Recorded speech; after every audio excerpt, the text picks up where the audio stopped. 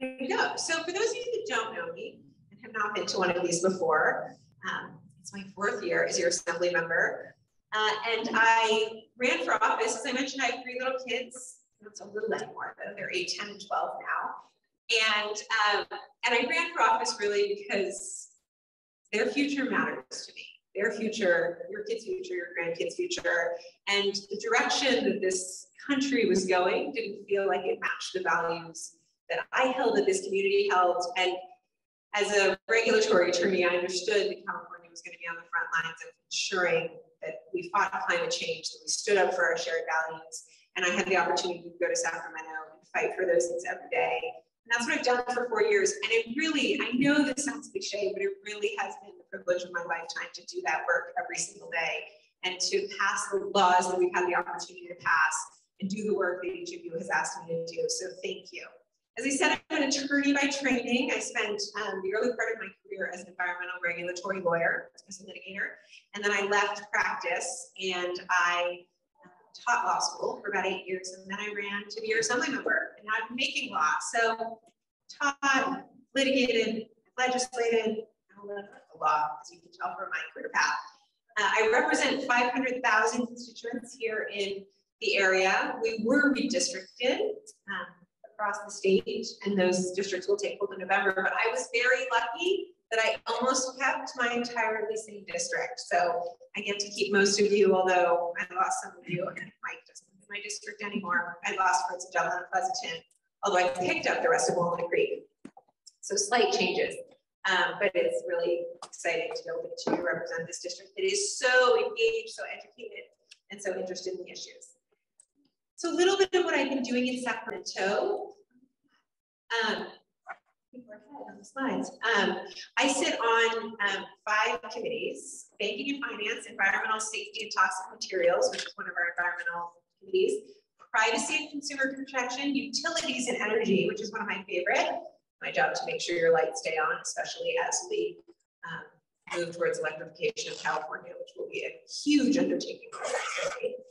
And I chair the Committee on Water, Parks, and Wildlife. And hopefully that's up there, because when I told my husband that I had just become the chair of Water, Parks, and Wildlife, he didn't realize there was a conflict between water and parks. I thought I'd become the chair of Water Parks, which would be really fun, but no, I actually oversee all of California's water, which much overwhelming than water parks. And then lastly, I chair the Select Committee on Reproductive Health, which is a committee I formed 4 years ago when I took office. It's the first of its kind in the nation, and we do hearings and talk about and investigate what is happening in California on reproductive health and make recommendations to the legislature on what should happen. And that has obviously been a really important source of information in the last few years. We started talking about what a post-roe world would look like when we formed the committee 4 years ago, and here we are. And it really allowed us to be ready for this moment in time. This year, I sent 17 bills to the governor's desk, every single one of which I loved. He signed 15 of them, he vetoed 2 of them. And the bills span really the areas that I think this district cares so deeply about, and I'll talk more about them. But from mental health, especially for California's young people, to privacy, education, protecting our senior citizens, gun violence prevention, reproductive rights, really the issues that I think are near and dear to the hearts of people I get to represent every day. So the first bill I want to talk about is AB 988, which was a bill that was born out of the tragic loss of, or the tragic death of Miles Hall in Walnut Creek. He was shot and killed while in a schizophrenic episode. And his mother, when I sat down with her, a little bit, maybe 6 months after he died, and I was listening to her tell her story, and what struck me about it was how hard she had worked to get him home. She knew her son suffered, she wanted to get him mental health care, and the state failed her. We didn't get her the help that her son needed, and in his moment of need, law enforcement showed up who was unprepared to handle him, and he was killed. And so we really looked at that from a systemic, what can we do as California to do better for people suffering in mental health crisis like Miles was? And so what we did was we piggybacked on a piece of federal legislation that set up the federal 988 system. So the federal government created 988 as our new suicide prevention hotline. That went live in July. So for anyone who doesn't know, if you or someone you love is in need of suicide prevention or mental health crisis support, you can dial 988 and you will get our suicide prevention hotlines that support individuals in need.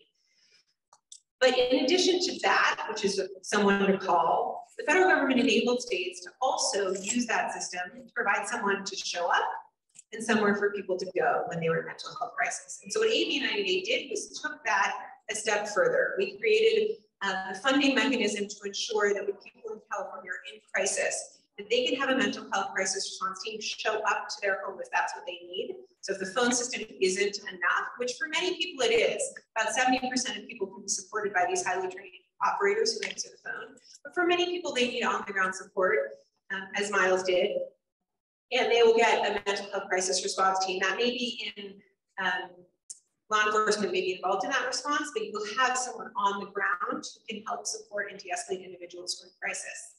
And it's a game-changing piece of legislation that we know will save lives, because 25% of officer-involved shootings, and we've seen this in our own community, are people in mental health crisis.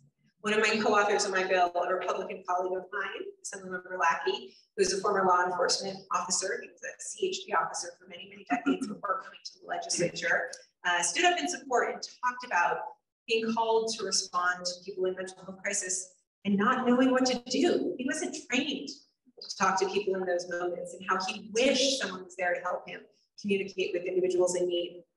And that's what we're providing. The work is not done. We know that we now have somewhere to call and someone to show up, and we need somewhere for those individuals to go to get care.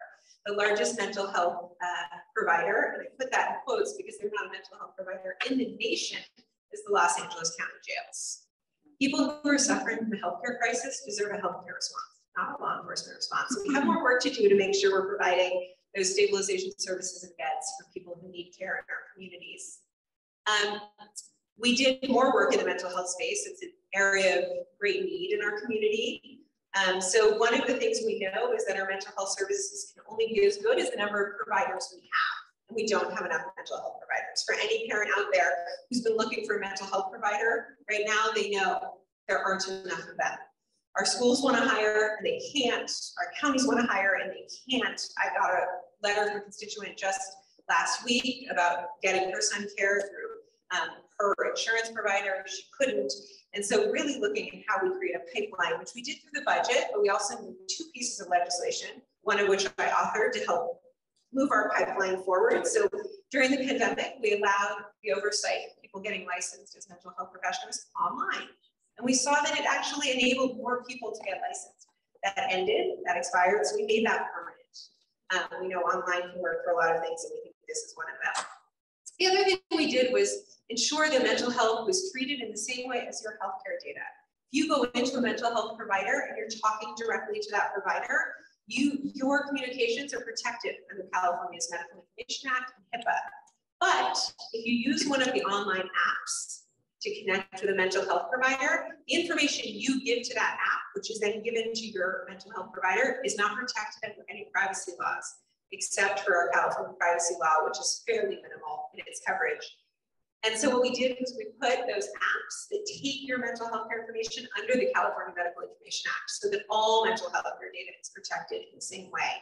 And we think that's really important because 90% of those apps were selling the mental health care information that was given to them, which meant individuals were going out to get health care and they were being tracked around the web and targeted with mental health care information, which further stigmatizes individuals for just seeking help and care. So we think that hopefully that will open up more individuals to feel safe to receive care through what can be a really great avenue to receive mental health care. Obviously, what happened in June with the end of Roe v. Wade took up a lot of our energy in the last year. We didn't start working on it in June. We knew once the Supreme Court decided to take up the case that it was likely to happen given the makeup of the court. And so a year ago, the governor formed the Future of Abortion Council, which was a group of California's abortion providers from diverse communities across the state to help us understand what was going to be needed. We knew there would be an increase in patients coming to California, no matter what we did, because there would be a need for care and people would go seek that care in states that provide it. We anticipate a 3,000% increase in the number of abortion patients showing up to California's abortion providers, which is astronomical and really important that we pay attention to, because those abortion providers also provide prenatal care, postnatal care, cancer screenings, and Californians need access to those providers to make sure they're getting the health care they need. If we are overwhelmed in our healthcare system by out-of-state patients, we won't even be able to provide healthcare for our own Californians. And so we really were paying attention to how do we build up our infrastructure to provide reproductive healthcare to every Californian, and we know our providers will provide it to everybody who shows up in their door, regardless of where they come from. And so we moved a series of 15 bills through the legislature to really build up our infrastructure, ensure that, for example, highly skilled nurse practitioners could provide the abortion services that they were skilled to do here in California, so that we had more providers available to those who needed them. We created a website, which is really critical because we know that with the current state of things, misinformation will be on the rise. And we wanted people who wanted access to good healthcare to know where to look. So now we have a California website where you can go and get good information from us on what is available and how to access the reproductive healthcare that you need here in California.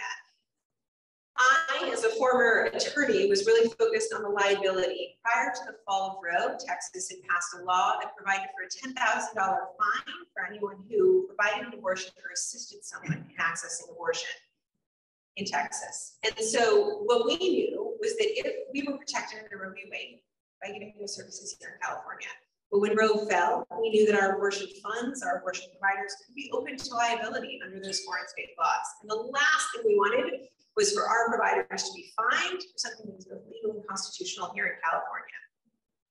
And so we passed a bill. I worked very closely with our amazing legal experts at both Berkeley Law and Stanford Law to come up with ways to protect all of our abortion providers here in California. And we passed a law that said that our courts won't hear those cases, that because it is legal and constitutional in California, our courts do not have to enforce those out-of-state laws. We also saw the rise of criminalization of abortion across the country. And we were concerned that our providers who were providing access to medicated abortion to out-of-state patients, even here, that patient came here and they provided the medicated abortion, they can't control what happens next, that we could see the criminalization of our providers. And so we passed another bill, AB 1242, that ensured that our providers would not be extradited for criminal charges out of state, that they would be arrested, they would be held on charges related to abortion, because it's not criminal here, it's a constitutional right. And we went a step further with the incredible partnership of some of California's tech companies who did not want to be handing over private communications related to abortion in states where people were being criminally prosecuted. And so in that law, we said that all California corporations could withhold information under a foreign state warrant if the warrant related to a crime related to abortion. So all California companies include Facebook, Google, Apple, all of your text messages that you send through a Google phone or an Apple phone will now be protected under that law if what you're doing is seeking or accessing abortion. It doesn't matter where in the country you are or where you're accessing that abortion, because the companies are here. And so we're really thinking broadly of how we can protect every single person who wants access to comprehensive health care in California. And I've been doing that work, and a huge shout out to the White House. The White House convened a working group of state legislators that I have the privilege of sitting on. It's about 2 legislators from every state that is trying to protect abortion rights. And we meet periodically to talk about what we're doing, what we're thinking, what we're seeing in the courts. And the extradition bill that we did came out of work that had been done in Connecticut and New York.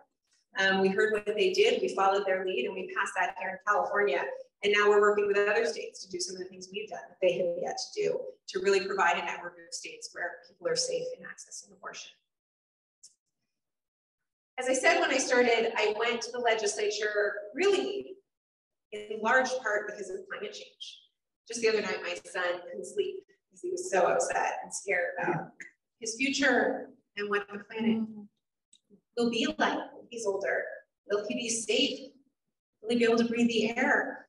What will the wildfires look like? And it's devastating that that's the planet we're handing to our children. And so as we were seeing in 2017, when I started running for office, the deregulation related to the environment, California was really going in the other direction and ensuring that we were fighting for our kids' future. And it's been an honor to be a part of that. Some of that is happening in the legislature, some of it is happening in our agencies. People often raise, many of you may have seen in the news, the decision that the Air Resources Board made regarding combustion engines. That actually was not a legislative move or decision. That was done by the Air Resources Board within their authority. So California is moving on climate in many ways, but the legislature continues to lead the nation. In addition to the federal government's investment, the Inflation Reduction Act made historic investments in climate. We did the same here.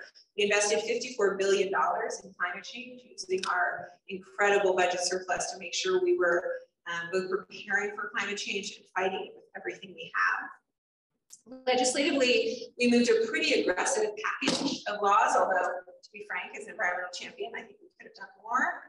Hopefully we will do more in the future. But I authored several pieces of legislation, the most ambitious of which was vetoed by the governor. It was a bill that was focused on a pesticide called neonicotinoids that is responsible for all of our bee collapse. So you've heard about the bees dying. It's actually raising the cost of food, both here in California and across the country, because our farmers are having to truck bees into California to pollinate the plants. And so we really need to both be focused on this because biodiversity matters to our future, but also because the last thing we want is for food to get more expensive. And so we were banning the use of this pesticide for non-agricultural use. So it's actually often used on golf courses and grass, like you see out here, on your lawns. You may not even know it's being used if you have a landscaper. And it is not necessary, and there are alternatives, and it stays in bees for generations. So we're going to ban it for those uses, allow it for agricultural uses. It's important for certain pests, and they are highly regulated how and when they use it. If they don't use it when flowers are present, there isn't much of an impact on the bees. We don't pay attention to that when we put it on our lawns, but the farmers are skilled and able to do that. So we're going to allow the farmers to do what they're doing now and really change the use in our neighborhoods, which is important because 80% of stormwater runoff samples in the Los Angeles area contain this pesticide. That's how prevalent it is in our suburban environments. The governor vetoed it, so we'll be back at it next year. It's our base matter. And then I moved a bill related to illegal dumping. This is something I've been working on for a while. And for those of you that live in Livermore, this is a real issue, especially out on our rural roads, where people go and dump whatever it is they have without care to whether that's where they should be dumping. And it's both unsightly and hurting our communities because you have someone's refrigerator sitting in your neighborhood that you don't know how to get rid of. But also people are dumping paint and toxics that then get into our soils and our waterways. And so we had done a pilot to help our DAs, really push forward on illegal dumping. And what we found was that our fines and our enforcement weren't enough. Often this is being done by licensed haulers and by contractors, and it was the cost of doing business. And so we raised those fines. We also ensured that for those that do it a certain number of times, they'll lose their business license and make sure that they can't make money by dumping your goods illegally. Because you may hire a licensed hauler and think you're doing the right thing, and you've done everything you can, and then they're going and dumping it where they shouldn't. So we did that in partnership with Contra Costa County. I'm excited to see how that works. Hopefully it does change the game. We also, as many of you know, we were able to conserve Tesla Park land conservation, something that's really important to me and important to our climate future. And so this year we worked on a bill focused on what are our regional conservation plans. There is one in Contra Costa County. It's actually one of the best in the state, where a community can say, okay, we want to make a plan for where we're going to do clean energy, where we're going to conserve land, how we're going to mitigate when we do build, and they can make these mitigation funds that are incredibly successful because the mitigation funds take people's money when they do an AIR and they need to make an environmental review and they're going to hurt the environment, they have to pay to mitigate it, and they give it to this fund. And what the fund actually does is they watch the environment and they make sure that those plants, those animals thrive. So they don't just hand money over and walk away. And so it's incredibly successful, but there was a limit on the number we could have in California, and it wasn't as well done as we would have liked. So we fixed the system to allow for more of them and also funded them to help allow communities to do this planning because it's really, really important. Again, for those in the Tri-Valley, you know that making sure we know where our clean energy goes and where our conservation goes and having a plan for how that all lives in the community is really, really important. And so hopefully we'll see more of that coming out of that bill. Education, obviously a hot topic for many. This year, we focused on funding our schools. We did a historic $110 billion to our schools to really help give them a boost. I see one of our school board members nodding their head. If only we could tell them that before they do their budgets, they'd be happier. But for some reason, their timeline and our timeline don't line up. One of the things we really focused on this year was also teacher retention. So we put $2 billion into retention efforts, which is really, really important. I hear it every day from my partners in the education community. We need to do more to recruit, retain, and have a pipeline of people to educate and work in our schools. Our classes are as good as our educators, and our educators are amazing, but we need more of them. We also looked at our community colleges. So we've been funding free community college for many, many Californians, but we're not seeing that utilized as much as we would like. And so I worked with Contra Costa,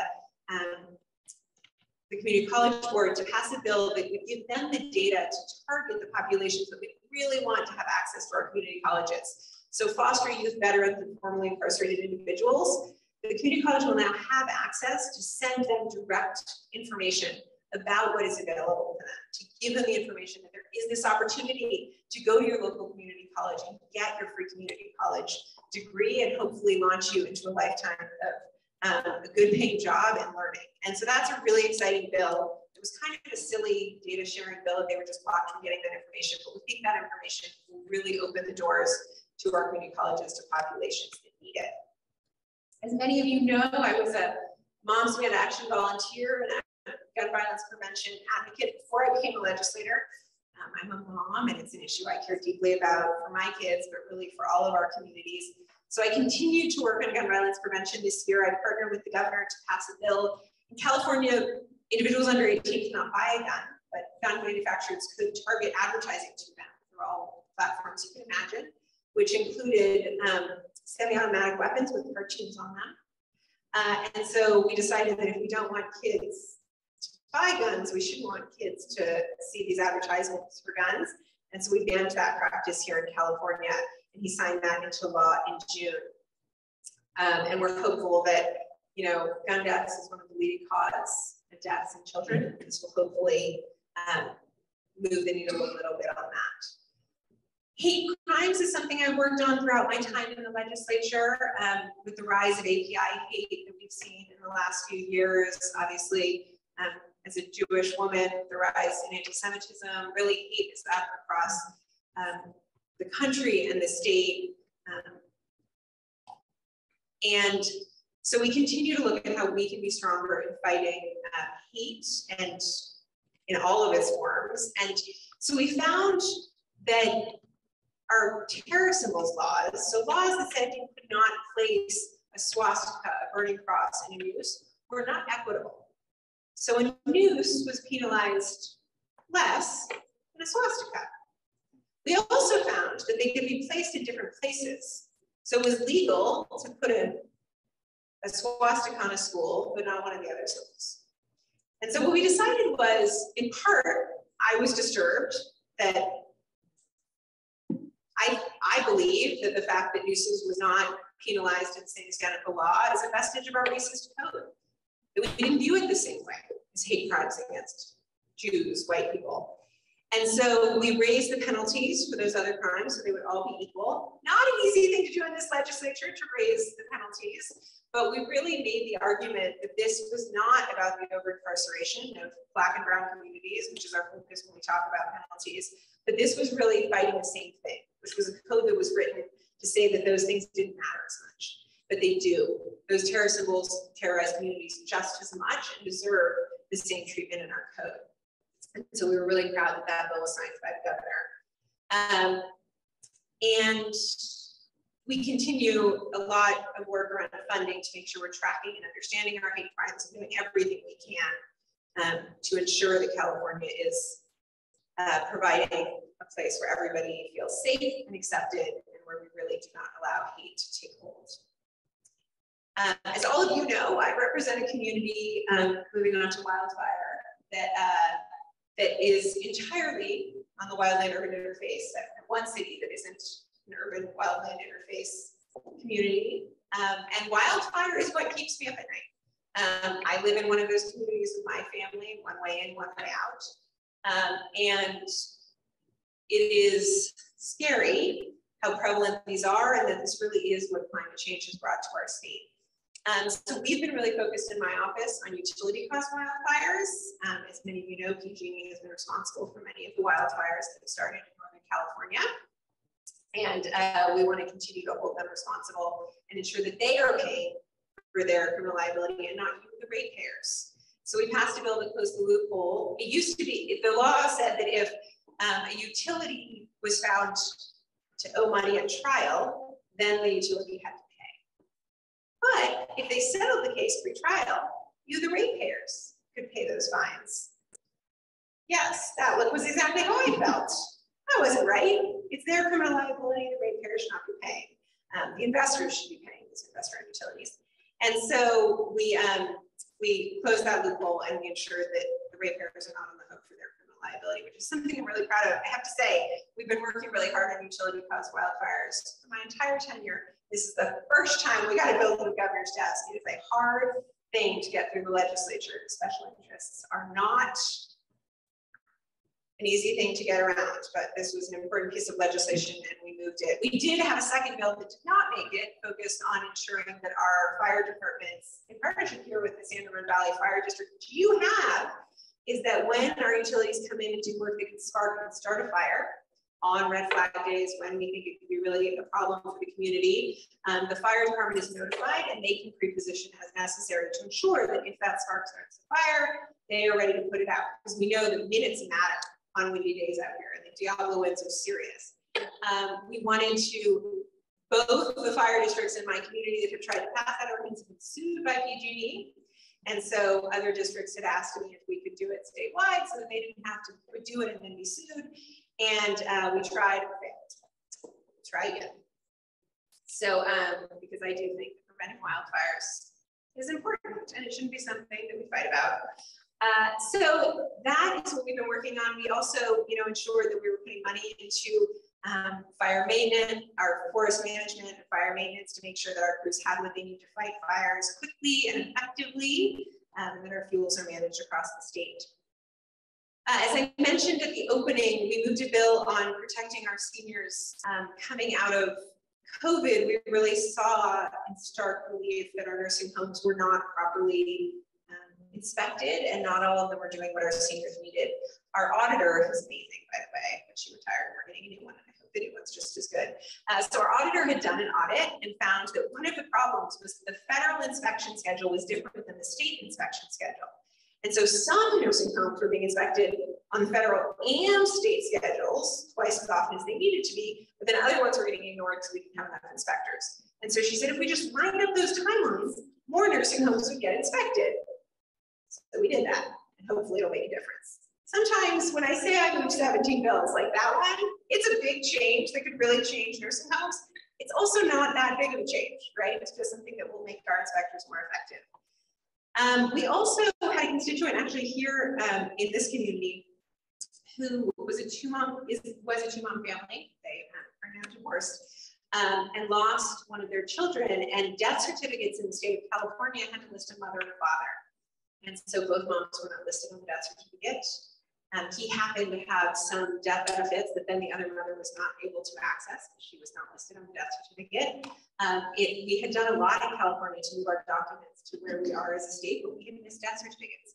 So this year we moved a piece of legislation that matches all of our documents that now say parent 1 and parent 2, because not all parents are male and female. Again, something that really affected the lives of my constituents, but it's a small change that will make a difference for those who need it. Last but not least, we moved a bill focused on juvenile justice. Our juvenile justice system has changed in the last few years. We're really focused on rehabilitating our juveniles. And as a result, many are using ankle monitors for their sentencing. And for adults, this is something I did not know until I started working on this. Adults get credit for every day that they're on an ankle monitor, just like if they're their serving time. And juveniles didn't. They did not get credits like adults did. And so they were on it pretty much indefinitely with no review. They also, ankle monitors today, which was not always true, have listening devices that were being misused. Even when in consultation with an attorney, which as someone who practiced criminal defense law, that is a sacred moment. That should not be listened to by anyone. They were being listened to through the ankle monitors. And so we lined up juveniles with adults. We made sure they got credit, and we also protected their privacy as necessary using those monitors while ensuring that they're being monitored as necessary by the courts and probation officers who needed that information. Lastly, the budget this year was, as many of you know, unprecedented in its surplus, which, to be frank, I wanted us to put more into reserves. Sadly, we will have to look at the way the Constitution is set up. We actually were not allowed, or we couldn't. We would have had to pay, we would have basically been penalized for putting too much into reserves. And so we had the opportunity to send it back to constituents, which is happening now, which is really an amazing moment for that to be happening with inflation and with the rise in gas prices. Californians who make less than $250,000 are receiving checks in the mail as we speak. $350 per taxpayer, or $1,050 per family, depending on the makeup of your household. And that will really hopefully help people with inflation. Although I will say, as a mom, 3 school-aged children, the most incredible inflation thing we did this year was free lunches for every California student. You know how much that affected my grocery bill to not make 3 lunches every day? So I think that was actually an incredible thing that many people don't know if they don't have kids that previously had lunches made for them every day. Our lowest income Californians got free lunch, but there was a lot of people who were just above that line who didn't get free lunch or had to pay for part of that lunch, for whom I think it made a huge difference to take that off, actually lunch and breakfast, I should say. So I think that was an amazing thing that went into effect. And I want to thank our school boards, many of whom had not been providing lunches at this scale before, really stepped up and provided it. And I know my kids have been loving it. So I hope every kid is, because it really is an amazing thing. And especially for those families that needed it most. We also were able to get $5 million for Valley Link to move on to the next step, a really important transportation project here in the Tri-Valley that will move people from the San Joaquin side of the hill to BART, right at the BART platform, so that people can get off the road. Trucking is increasing and our commuters are not getting off the road, so we want to try to, it will be completely green, so it'll help our air quality in the valley, but also help reduce traffic, which is back, you guys. As someone who commuted every day through the entire pandemic, our commuters are back, so we need to make sure we're helping those who can get off the road, and we're excited to see that project move to the next stage.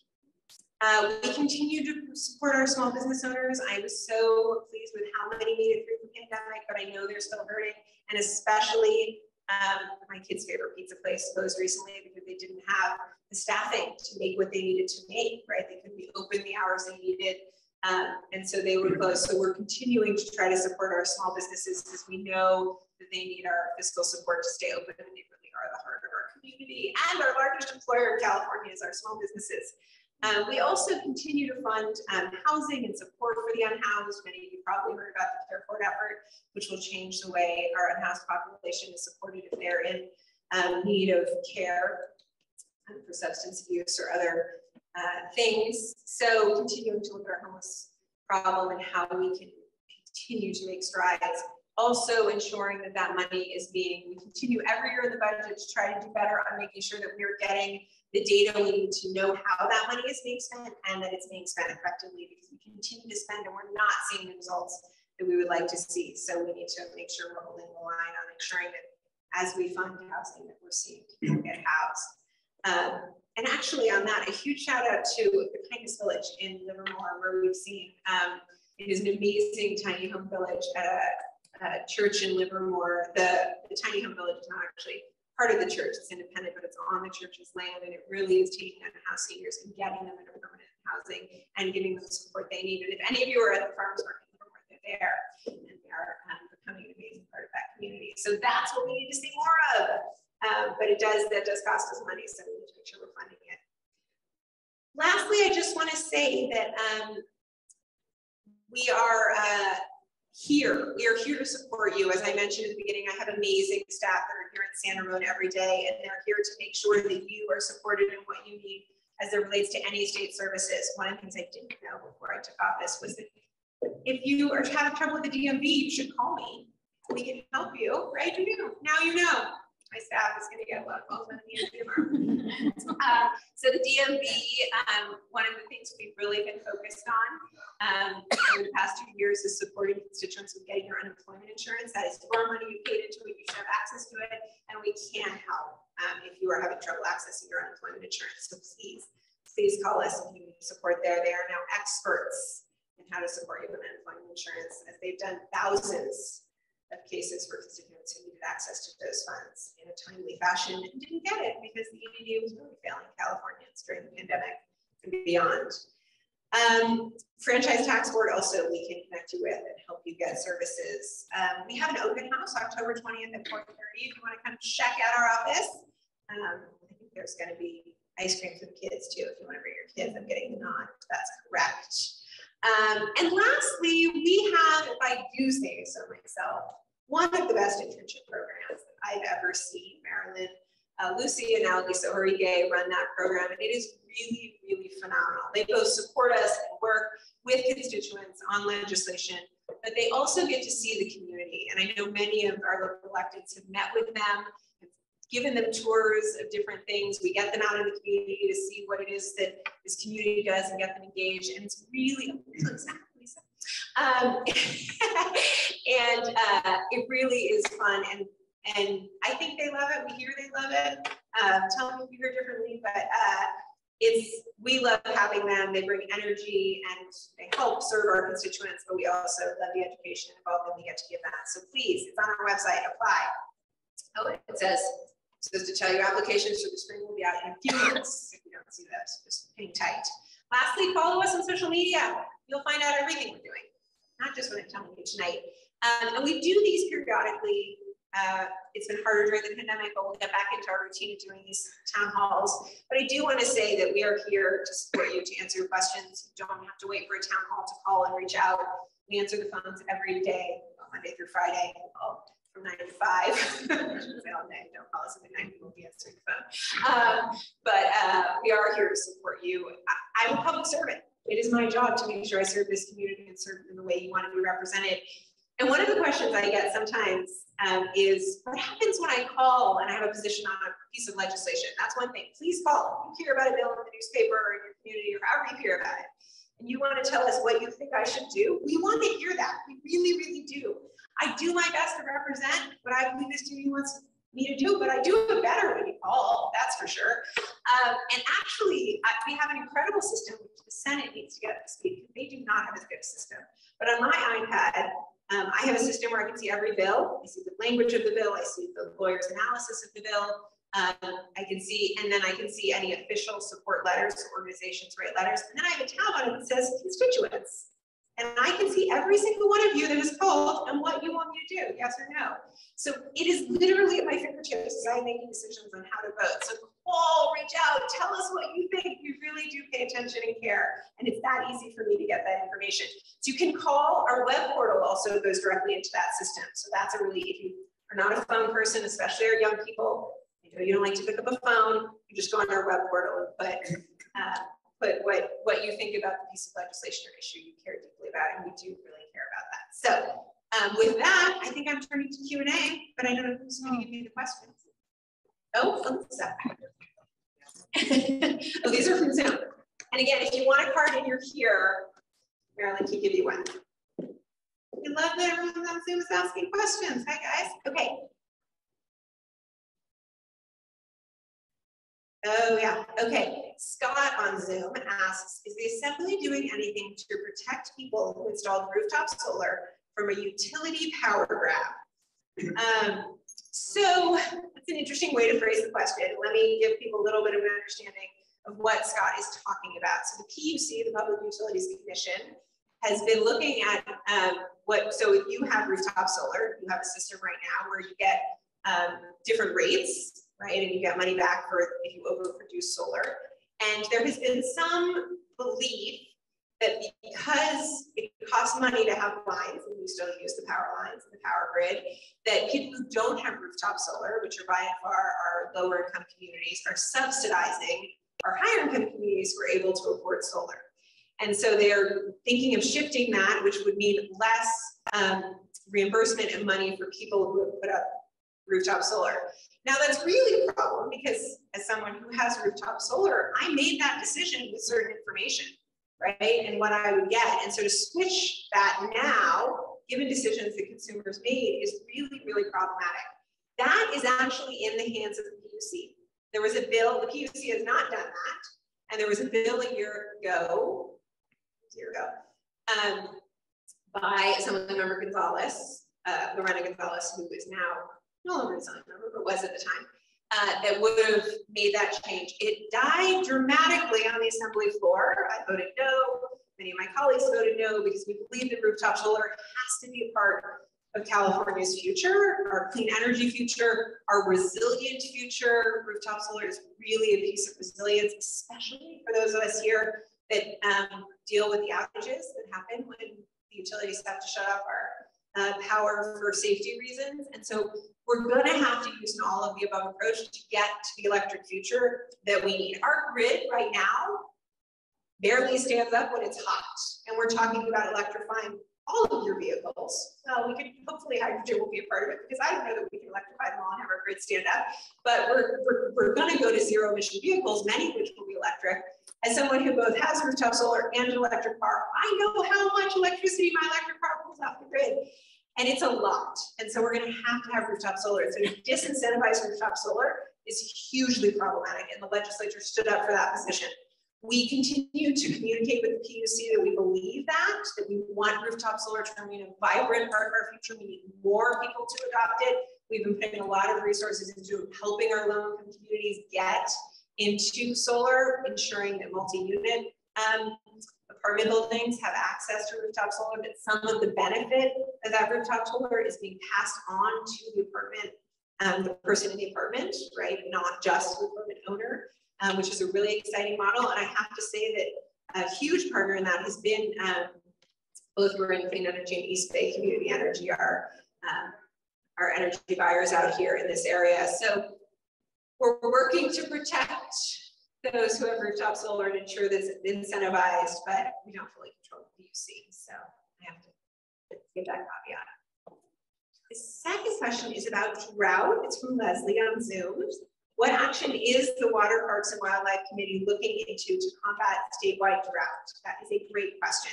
And just so you guys know, PPIC, which is the Public Policy Institute, did a poll, and the #1 climate issue on people's minds this year was not wildfires, it was drought. So we shifted a little bit this year for people understanding the magnitude of our water problems, which is really important because we are in, the predictions are we're going to go into a 4th year of drought. Although interestingly, I just saw an article yesterday that also said, well, we don't really know. One of the things I'm finding, and you may be too, is that because climate change is throwing off everything, our predictions don't always seem to be exactly what we thought they would be. But we do know that we are heading into a future where we will not have as much water in California. Unless we take drastic action to combat climate change. Lawrence Berkeley Lab is predicting we will have no more snow in the Sierras in 25 years. Yeah. 25 years, y'all. And our water systems here in California are set up to be dependent on the snowpack in the Sierras. That's how we do our water in California. That's what the State Water Project depends on. And so we really need to get serious about what we're going to do about our drought future. So one of the most important things that we're really focused on is groundwater management. A few years ago, California passed the State Groundwater Management Act, which ensures that we're responsibly managing our groundwater to ensure we're not overdrafting those groundwater basins, that they're available to us, which is really important. The management of those is going to be more critical as we look at our future of dry spells and then floods. Like that is what the scientists are predicting, is that we will not have the constant rain we've had historically, but we will have heavy rains like we saw last year with our atmospheric river. We're all learning all these new terms. I didn't know the term atmospheric river until last year. And so any groundwater basins are one way to capture some of that no matter where it falls. And underground storage, a lot of people talk about building up our dams. I'm not opposed to that, but to be honest, it needs to rain for dams to matter, right? You need water captured in that location or rivers that run into that location for that to matter. One of the really interesting things that I learned a lot about in my last year as the water chair is that we have water banks in California. So water is actually sent to banks and then it can be pumped back to the community in dry years. So we need to be thinking more, and underground, obviously you see less evaporation. It's more effective storage. And so we need to be thinking deeply about what does our storage look like, how do we plan, and how do we conserve water. Senator Hertzberg passed a really important bill this year that will set us on the future we need as it comes to indoor conservation of water, so the water use indoors. We're on track to do that. Y'all are amazing water conservers. That's not true of everyone in the state, but Barry really knocks it out of the park when it comes to water conservation. But where we're failing is outside. Our lawns, our landscaping is where we're using a lot of water. So one of the things that the governor did this year as a drought emergency action, because we are in a drought emergency right now, was to really stop what is called non-functional turf. So non-functional turf is when you're driving down the road and you see that grass that nobody's ever walked on, right, on the median, like that's non-functional turf. So not turf people play on, it's used, but really that doesn't function any purpose except it kind of looks pretty. So we're looking at how does that fit into California's future, especially in some of our more desert parts of.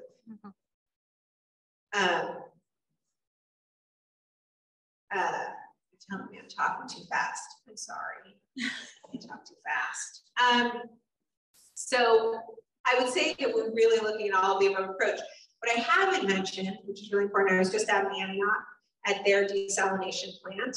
We're very focused on water recycling, which is really, really critical. If you look at the countries that have less water than us but do better, Australia and Israel, they do huge amounts of water recycling in Australia and desalination in Israel. And so we really need to start looking at countries that are getting less water and doing better and how have they done it. Met in LA is really focused on an amazing water recycling project that would take a lot of their water and put it back into the system, which is going to be really critical. So investing in that kind of infrastructure and also desalination. And when you say desalination, often environmentalists sort of, take a step back and say, I don't like that word. And when we think of desalination, I'm sure when I said that, many people thought ocean desalination, right? Taking our ocean water and desalinating it. Many of our desalination projects in California right now are not ocean desalination. So the Antioch project is a brackish water project that will take it out of the delta. What we've seen is that because of the change in the climate, the salt water is intruding more into the delta. So where they used to get fresh water, they now get salt water. And so they need to now desalinate that. We're also seeing that in our groundwater. We're seeing more saltwater intrusion into our groundwater on the coast. So we need to desalinate that. So there's a lot of opportunity for desalination that is has less of an environmental impact, both in its energy usage, but also in its impact on the ecosystems. And I think we can do both. And we have to look at it because, like I said, we're going to have to do everything to make sure we have enough water to be a successful economy in the state. It's life-sustaining and important. Although I will tell you, the one thing I learned that all of you need to know, so listen up, Zoom. The largest landowner in California is now a hedge fund that is buying land in the Central Valley to sell the water. Because guess what? We're not going to have enough of it, so it's going to be worth a lot of money. And so we need to take seriously what is happening because water is life, and we can't make it a commodity that you're going to have to pay out through the nose to a private owner because you need it to live. And so it's something that we're taking seriously in California, making sure that we're looking at how we do better.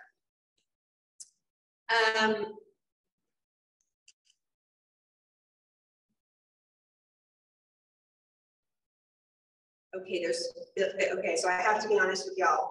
These just have bill numbers on them. I do not memorize every single bill number. So I don't know the answer to these questions, but I don't know what these bill numbers are, so I need more. But so if I don't answer it because we just put a bill number, I apologize. I have to look up what the bill is. So here's one. Are you planning to try again with your bill to protect the bees? It's a great question. I'm still a little salty about my veto.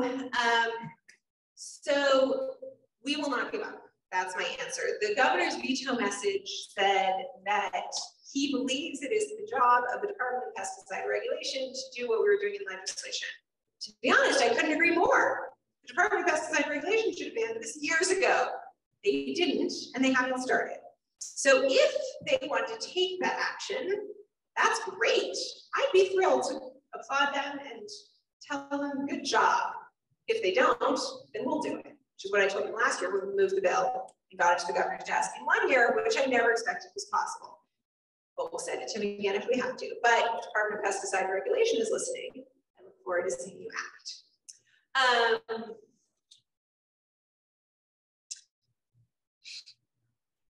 Oh, someone heard me on NPR.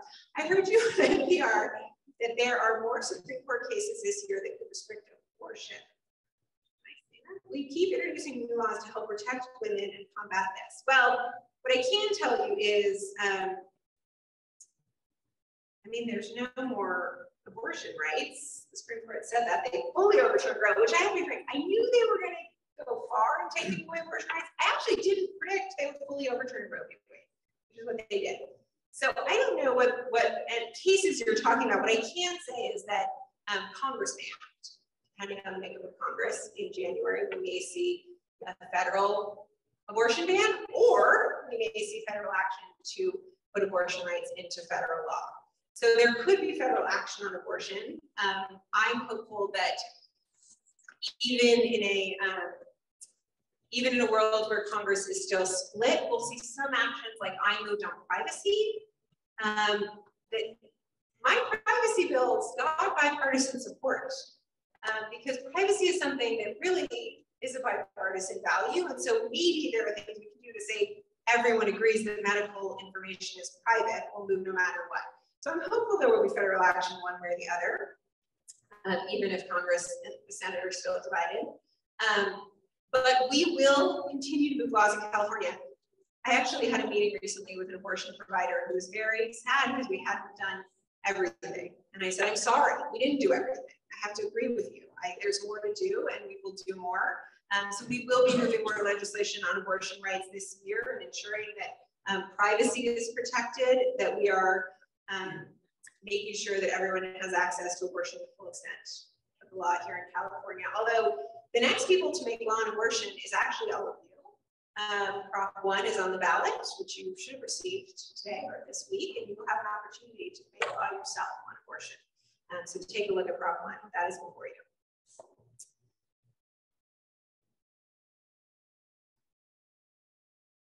Okay, so I want to try to get to these. Oh God, you have so many good questions, you guys, and I never have enough time. So somebody asked what I did to protect cities from wildfire. I mentioned a couple of the things I've done, but we're going to continue to move wildfire protection measures, but also work very closely with CAL FIRE, Caltrans, all of our state partners to make sure they're doing everything they can. My office is charged with Caltrans. Your evacuation routes are often Caltrans land, but they're doing enough to clean up and ensure safe for your evacuation. So we do a lot that isn't legislative to make sure that the state is doing everything they can to keep you safe in the case of a wildfire. What are you doing in Sacramento to work to support the rights of LGBTQ+ and BIPOC individuals? So I love this question because I continue to work as an ally in both of those spaces. But one of the important things to do is to let people in those communities lead and to be supportive of them and to make sure that I'm standing in solidarity with them and hearing what it is that communities of color and LGBTQ individuals need from us. How can we be most supportive? I partnered with Senator Wiener on the bill that protected parents in making their own choices as it related to their trans kids. But that was important, you know, for him to lead on and for me to support. The same is true for communities of color. But to the extent that I can find ways to be an ally and to lead, I will. As you heard on my death certificate legislation, it came from a constituent and we carried it in my office. So I will continue to lead, but I will also make sure that I'm making space for those voices to speak up for what it is they need and make sure that I'm supportive of all communities. Because as many of you know right now, we heard 3 of our leaders here in California speak on a tape in ways that was incredibly upsetting about communities of color. And that's not what it means to lead.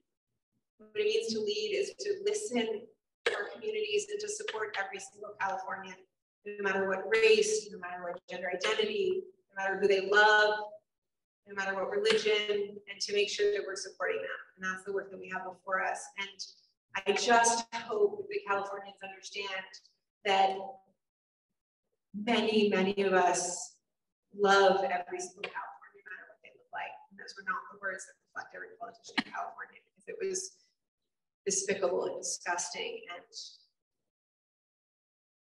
all those things. Oh, we're waiting at the end of 2 minutes. Okay. And then gas prices. What is the legislature going to do about crazy price of gas? And oh my gosh, y'all, did it go up so it just whoosh, I drove by the gas station and was like, when did that happen? So we are, as you may have heard, the battery's falling on me. As you may have heard, the governor has said he will call a special session December 5th, I think is the date, to discuss gas prices and what we can do as it relates to the gouging of individuals with gas prices. We need to make sure that we're doing everything we can to make it affordable, to continue to be Californian, to survive here, which we're not succeeding at right now. But at the same time, we need to make sure we're moving away from our dependence on oil, because we are in a position where we're allowing this to happen because we are not moving away from our dependence on foreign and domestic sources of oil. And the more that we move individuals to a clean energy future with vehicles that are not dependent on that oil, the better off every Californian is. But right now, the price of an electric car is at least $40,000, and most Californians can't afford that. And so we need to make sure that we're supporting every Californian, especially our low-income Californians, in getting access to those vehicles and getting access to the network of charging them. If you live in an apartment building right now, you can't charge your car. And so we're changing that dynamic as well, because the best thing to do is to move away from our dependence on these oil companies that just will gouge you at every turn. So we're going to do both of those things. I think that I got my 2-minute warning. Oh, I'm getting all the deals up, and I didn't get to all of these. We never do, and I'm sorry. But we will, we have these. I'll try to figure out which I answered. I kind of just threw them around. And then, but if we didn't answer your question and we don't get back to you, oh, and these don't have contact information, so I guess we're not going to get back to you. Come talk to us, because we do want to get back to you if we didn't get your question. And this isn't enough information to do that. But we are here, and I'm so glad you're here. And I'm so glad that I have the opportunity to talk to you, to let you know what I stand for, to let you know what I'm fighting for, and to hear from all of you about what it is. I find these questions really helpful. This is what you all are thinking about. And so it does allow us to lead in the ways that you want us to lead. So thank you for being here virtually and in person. I am so grateful to all of you for everything you do to make this community so, so incredible. And I think that we saw that so much during the pandemic, but we continue to see it, the way this community steps up, supports one another, and really is just a beautiful place to live and raise a family and represent. So thank you all so much.